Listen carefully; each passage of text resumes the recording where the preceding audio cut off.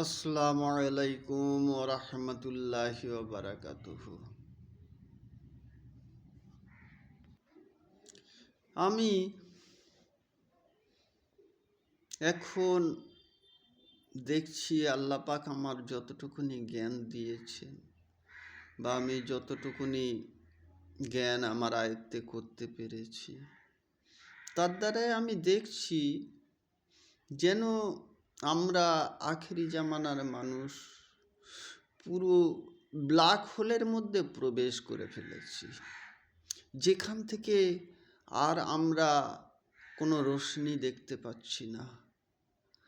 আর যদি কেউ রোশনি দেখানোর চেষ্টা করে, আমরা মনে করছি যেন আমরা যেখানে আছি সেখানেই ঠিক আছি। না বন্ধু, এটা ভুল হচ্ছে। আসুন না, কেউ যদি আমাদের রোশনি দেখিয়ে ওই ব্ল্যাক হোলের মধ্যে থেকে বাহির করার চেষ্টা করে, তাহলে আমরাও চেষ্টা করি ওখান থেকে বের হওয়ার। এটা আখেরি জামানা।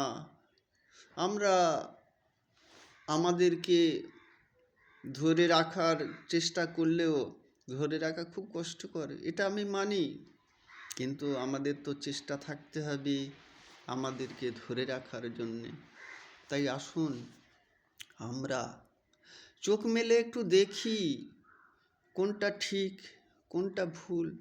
আমাদের কাছে তো কোরআন পাক আছে, যেটার বিচার আমরা কোরআন পাক সামনে রেখে করতে পারি যে এটা ঠিক কি ভুল, এটা আলো কি অন্ধকার।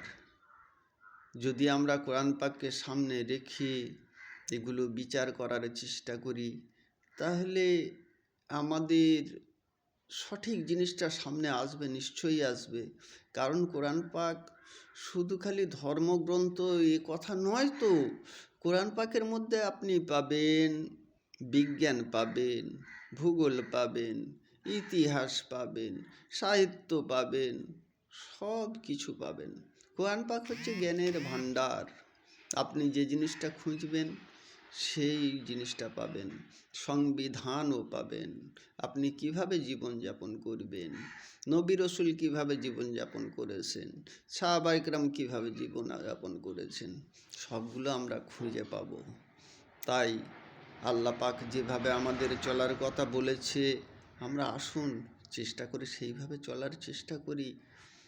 এখন আমাদের কাছে নানান রকম ফতোয়া আসবে, নানান রকম মশলা আসবে, আমরা সেটাকে একটু ভেরিফাই করি কোরআন পাকের সঙ্গে। যেটা কোরআন পাকের সঙ্গে মিল আছে আমরা সেইটাকে গ্রহণ করব, আর যেটা কোরআন পাকের সঙ্গে মিল নাই সেটা আমরা গ্রহণ করব না। একদম সোজা জিনিস। কারণ কোরআন পাক তো হুদাল্লিল মুত্তাকিন, যারা প্রভু ভীরু, যারা আল্লাহকে ভয় করে, যারা আল্লাহকে মেনে চলতে চায়, তাদের জন্যে তো কোরআন পাক রাস্তা দেখিয়ে নিয়ে যাবে, অন্ধের যষ্টির মতো ঠিক রাস্তা দেখিয়ে নিয়ে যাবে, সিরাতাল মুস্তাকিম। তাই আসুন আমরা বেশি এদিক ওদিক মাতামাতি না করে, ফতোয়ার দিকে খুব বেশি না গুরুত্ব দিয়ে, কোরআন পাকের দিকে গুরুত্ব দিয়ে আমরা চলি।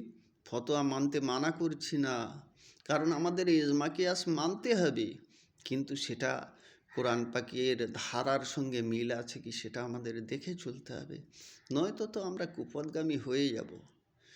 তাই আসুন, আমি অনুরোধ করে বলছি, আসুন আমরা চোখ মেলে দেখি এবং প্রত্যেক ব্যাপারটা কোরআন পাকের সঙ্গে টালি করে দেখে সেই অনুযায়ী চলি।